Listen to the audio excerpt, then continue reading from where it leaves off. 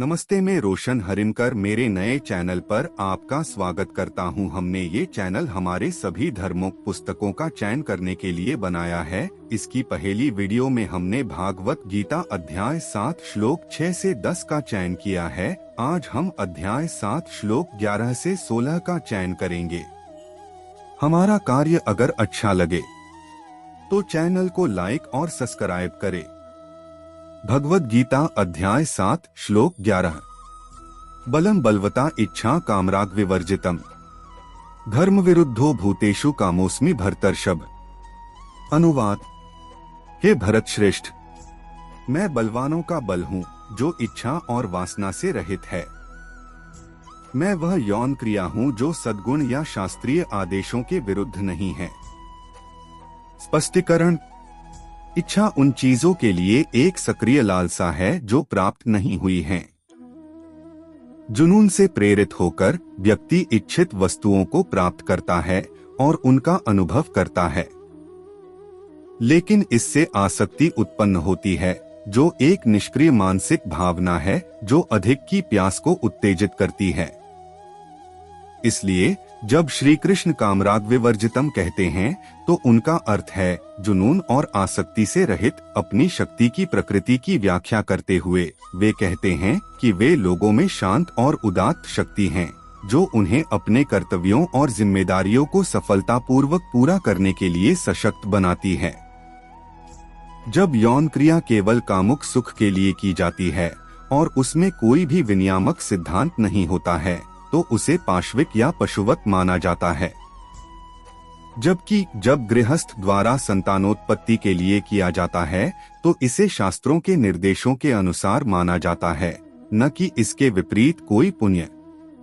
यहाँ श्री कृष्ण ने उल्लेख किया है कि विवाह की संस्था के भीतर वे गृहस्थ की नियंत्रित, सदाचारी और अच्छे इरादे वाली यौन क्रिया है। भगवद गीता अध्याय 7 श्लोक 12। ये चैव सात्विक भाव राजसस्ताम साष्टये मत एवेति तान विद्धि न त्वेहे तेषु ते मयि। अनुवाद। भौतिक अस्तित्व की 3 अवस्थाएं सतोगुण, रजोगुण और तमोगुण मेरी शक्ति द्वारा प्रकट होती हैं। वे मुझ में हैं किंतु मैं उनसे परे हूँ। स्पष्टीकरण। इस श्लोक में श्री कृष्ण अपनी महिमा का सार प्रस्तुत करते हैं जिसका वर्णन उन्होंने पिछले 4 श्लोकों में किया था। वे कहते हैं, अर्जुन, मैंने यह स्पष्ट कर दिया है कि मैं सभी वस्तुओं का सार हूँ, लेकिन विस्तार में जाने का कोई मतलब नहीं है। सभी अच्छी, बुरी और कुरूप वस्तुएं और अस्तित्व की स्थितियां केवल मेरी शक्ति से ही संभव हैं। यद्यपि संपूर्ण सृष्टि ईश्वर से उत्पन्न हुई है, फिर भी वह अपनी सृष्टि से परे है और उससे स्वतंत्र है। प्रसिद्ध कवि अल्फ्रेड टेनिसन ने अपनी कविता इन मेमोरियम में कहा है, हमारी छोटी छोटी व्यवस्थाओं का भी अपना दिन होता है, उनका भी अपना दिन होता है और वे समाप्त हो जाती हैं। वे तो बस तेरी टूटी हुई ज्योतियां हैं और हे प्रभु, तू उनसे भी बढ़कर है। भगवद गीता अध्याय 7 श्लोक 13। त्रिभिर्गुणमयैर भावैरेभ्यः सर्वमिदं जगत् मोहितः नाभिजानाति मामेभ्यः परं व्ययम्। अनुवाद। इस संसार में माया के 3 गुणों से मोहित होकर लोग मुझ अविनाशी तथा नित्य स्वरूप को जानने में असमर्थ हैं। स्पष्टीकरण। सर्वज्ञ भगवान कृष्ण जानते थे कि अर्जुन के मन में यह प्रश्न आएगा, यदि आपकी विभूतियां ऐसी हैं तो अधिकांश मनुष्य यह क्यों भूल जाते हैं कि आप ही इस संपूर्ण सृष्टि के सर्वोच्च रचयिता और नियंत्रक हैं। श्री कृष्ण कहते हैं कि मनुष्य माया, उनकी भौतिक ऊर्जा के 3 गुणों से भ्रमित है जो अज्ञान, वासना और अच्छाई हैं। ये मानव चेतना को ढक लेते हैं और शारीरिक सुखों के प्रति मोह पैदा करते हैं जो अल्पकालिक होते हैं। माया शब्द माँ नहीं और या जो है से बना है। इस प्रकार माया का अर्थ है वह जो वह नहीं है जो वह प्रतीत होता है। माया ईश्वर की एक शक्ति होने के नाते उन आत्माओं से उनके वास्तविक स्वरूप को छिपाने की सेवा में लगी हुई है, जो अभी तक योग्य या ईश्वर साक्षात्कार नहीं कर पाए हैं। यह उन आत्माओं को लुभाती है और भ्रमित करती है जो पहले से ही ईश्वर से विमुख हैं। यह उन्हें 3 गुना भौतिक दुखों से जुड़ी समस्याओं और कठिनाइयों से भी परेशान करती है। इसके द्वारा माया आत्माओं को यह एहसास कराती है कि जब तक वे ईश्वर की ओर सम्मुख अपना चेहरा नहीं मोड़ते, वे कभी भी खुश नहीं हो सकते। भगवद गीता अध्याय 7 श्लोक 14। दैवी येषा गुणमयी मम माया दूत्या मामेव ये प्रपद्यन्ते मायामेता तरन्ति ते। अनुवाद: मेरी दिव्य शक्ति माया, जो प्रकृति के 3 गुणों से युक्त है, पर विजय पाना बहुत कठिन है। किंतु जो लोग मेरी शरण में आते हैं, वे इसे सरलता से पार कर जाते हैं। स्पष्टीकरण: कुछ लोग दावा करते हैं कि माया मिथ्या, अस्तित्वहीन है। वे कहते हैं कि भौतिक ऊर्जा माया हमारी अज्ञानता के कारण निर्मित एक धारणा है, लेकिन अगर कोई आध्यात्मिक ज्ञान प्राप्त कर लेता है तो माया का अस्तित्व समाप्त हो जाएगा। आत्मा ही परम सत्य है, और एक बार जब हम इसे समझ लेते हैं तो सभी भ्रम दूर हो जाते हैं। हालांकि इस सिद्धांत को भगवद गीता के इस श्लोक में नकार दिया गया है। श्री कृष्ण ने पहले ही कहा है कि माया उनकी ऊर्जा का विस्तार है और भ्रम नहीं है। श्वेताश्वतर उपनिषद में भी कहा गया है, माया तु प्रकृतिं विद्यान्मयनं तु महेश्वरम 4.10। माया ऊर्जा प्रकृति है, जबकि ईश्वर ऊर्जावान है। रामायण में कहा गया है, सो दासी रघुबीर की समुझे मिथ्या सोपी। कुछ लोग सोचते हैं कि माया मिथ्या है, अस्तित्वहीन है, लेकिन वास्तव में यह ईश्वर की सेवा में लगी एक ऊर्जा है। श्री कृष्ण ने यहाँ उल्लेख किया है कि चूंकि माया उनकी शक्ति है, इसलिए इसे जीतना कठिन है। यदि कोई दावा करता है कि उसने माया को हरा दिया है, तो इसका अर्थ है कि उसने भगवान को हरा दिया है। कोई भी भगवान को नहीं जीत सकता, इसलिए माया भी उतनी ही अजेय है। मानव मन माया से बना है। केवल आत्म प्रयास से कोई भी योगी, ज्ञानी, तपस्वी या कर्मी मन को सफलतापूर्वक नियंत्रित नहीं कर सकता। तब कोई पूछ सकता है, क्या माया पर विजय पाना असंभव है? इस श्लोक की दूसरी पंक्ति में इस प्रश्न का उत्तर है। श्री कृष्ण कहते हैं, जो लोग मुझ परमेश्वर को समर्पित हो जाते हैं, वे मेरी कृपा से भवसागर को आसानी से पार कर लेंगे। मैं माया को आदेश दूंगा कि वह इस आत्मा को छोड़ दे, क्योंकि अब यह मेरी हो गई है। भगवान के निर्देश पर माया, भगवान की भौतिक ऊर्जा, समर्पित आत्मा को अपने चंगुल से मुक्त कर देती है। यह कहती है, मेरा काम आत्मा को तब तक परेशान करना है जब तक वह भगवान के चरणों में समर्पित न हो जाए। एक बार आत्मा वहां पहुंच जाती है तो मेरा काम पूरा हो जाता है।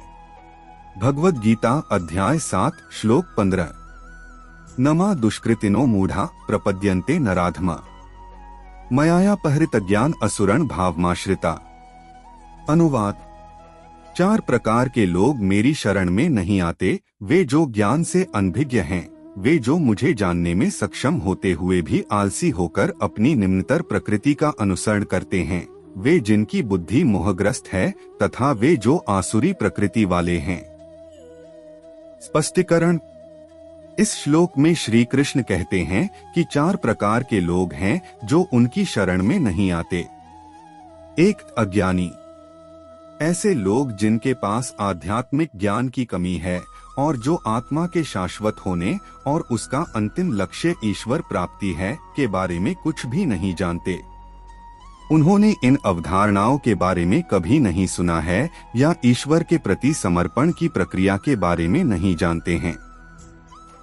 2. आलसी। ये वे लोग हैं जिन्हें यह तो पता है कि उन्हें क्या करना है, लेकिन अपने आलसी स्वभाव के कारण वे समर्पण करने की कोई पहल नहीं करना चाहते। आलस्य आध्यात्मिकता के मार्ग पर चलने वाले किसी भी व्यक्ति के लिए एक बड़ा नुकसान हो सकता है। संस्कृत में एक कहावत है, अलस्य ही मनुष्याणा शरीरस्थो महान रिपुरः नास्त्युद्यम समो बंधुः कृत्वा यम नवासिद्धि। आलस्य एक बड़ा दुश्मन है और यह हमारे शरीर में ही रहता है। काम मनुष्य का अच्छा मित्र है जो कभी पतन की ओर नहीं ले जाता। 3 भ्रमित बुद्धि, ऐसे लोग जो अपनी बुद्धि पर इतने गर्वित होते हैं कि उन्हें शास्त्रों और संतों की शिक्षाओं पर कोई विश्वास नहीं होता। क्योंकि उनमें विश्वास नहीं होता, वे समर्पण का अभ्यास करने या ईश्वर प्राप्ति की अवधारणाओं को समझने में असमर्थ होते हैं। 4 राक्षसी स्वभाव, ये वे लोग हैं जो ईश्वर और दुनिया के लिए उनके उद्देश्य के बारे में जानते हैं लेकिन फिर भी उनके खिलाफ काम करते हैं। यह उनके राक्षसी स्वभाव के कारण है। उन्हें ईश्वर और उनकी महिमा पसंद नहीं है। वे खुद भक्ति से दूर हैं और आध्यात्मिकता के मार्ग पर चलने वाले अन्य लोगों को परेशान करने की कोशिश करते हैं। उनसे ईश्वर के प्रति समर्पण की बिल्कुल भी अपेक्षा नहीं की जाती है। भगवद गीता अध्याय 7 श्लोक 16। चतुर्विधा भजन्ते मां जनाः सुकृतिनोर्जुन आर्तो जिज्ञासरर्थार्थी ज्ञानी च भरतर्षभ। अनुवाद, हे भरत श्रेष्ठ, 4 प्रकार के पवित्र लोग मेरी भक्ति में लीन रहते हैं। आर्त अर्थात पीड़ित, ज्ञान की जिज्ञासा रखने वाले जिज्ञासु, संसार के स्वामित्व की अभिलाषा रखने वाले अर्थार्थी और जो परम ज्ञान में स्थित ज्ञानी हैं। स्पष्टीकरण, उन मनुष्यों की जो भगवान को समर्पण नहीं करना चाहते की व्याख्या करने के पश्चात भगवान श्री कृष्ण अब भगवान की शरण ग्रहण करने वाले मनुष्यों की श्रेणियों को व्यक्त करते हैं। एक आर्तः, कुछ मनुष्यों के लिए जब सांसारिक दुखों का पात्र अत्यधिक भर जाता है तब वे इस निष्कर्ष पर पहुंचते हैं कि सांसारिक पदार्थों के पीछे भागना व्यर्थ है और भगवान की शरण ग्रहण करना ही उत्तम है। इस प्रकार जब वे देखते हैं कि सांसारिक आश्रय उनकी रक्षा करने में असमर्थ हैं, तब वे भगवान की शरण की ओर मुड़ते हैं। इस प्रकार के समर्पण का एक सटीक उदाहरण द्रौपदी का श्री कृष्ण के प्रति समर्पण है। जब कौरवों की सभा में द्रौपदी को निर्वस्त्र किया जा रहा था, तब सर्वप्रथम उसने अपनी रक्षा हेतु अपने पतियों के नाम लिए। जब वे चुप रहे तब उसने सभा में उपस्थित सम्मानित वयोवृद्ध द्रोणाचार्य, कृपाचार्य, भीष्म पितामह और विदुर पर भरोसा करते हुए उनसे अपनी रक्षा हेतु सहायता मांगी, किंतु जब वे भी मौन रहकर उसकी रक्षा न कर सके, तब फिर द्रौपदी ने साड़ी को अपने दांतों के बीच फंसा दिया। तब उस समय तक श्री कृष्ण भी द्रौपदी की रक्षा के लिए नहीं आए।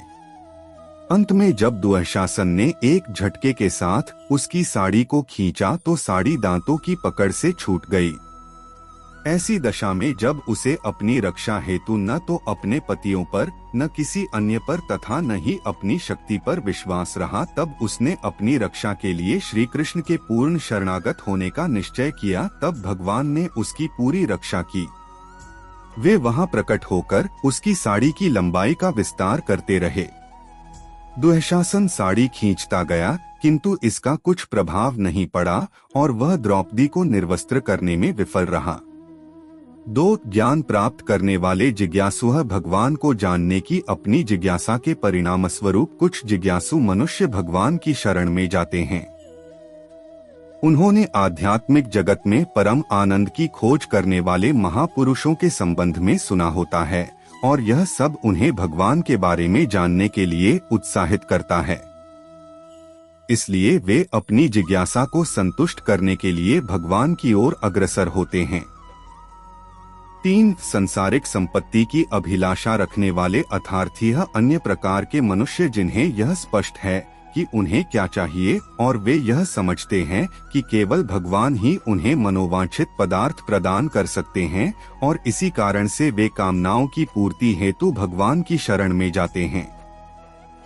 ध्रुव ने अपने पिता राजा उत्तानपाद से अधिक शक्तिशाली होने की कामना के साथ भगवान की भक्ति आरंभ की थी, किंतु जब उसकी भक्ति परिपक्व हो गई और भगवान ने उसे दर्शन दिए तब उसने अनुभव किया कि उसने जो कामना की थी वह परमात्मा के दिव्य प्रेम से जड़ित अमूल्य रत्न पाने की अभिलाषा करने वालों की तुलना में कांच के टूटे हुए टुकड़े के समान थी। तब फिर उसने भगवान से निष्काम निस्वार्थ भक्ति प्रदान करने की प्रार्थना की।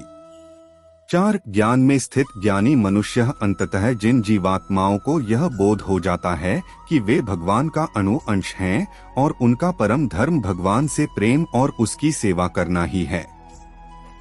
श्री कृष्ण कहते हैं कि ये चौथी श्रेणी वाले मनुष्य हैं जो भगवान की भक्ति में तल्लीन रहते हैं। अध्याय 7 जारी है।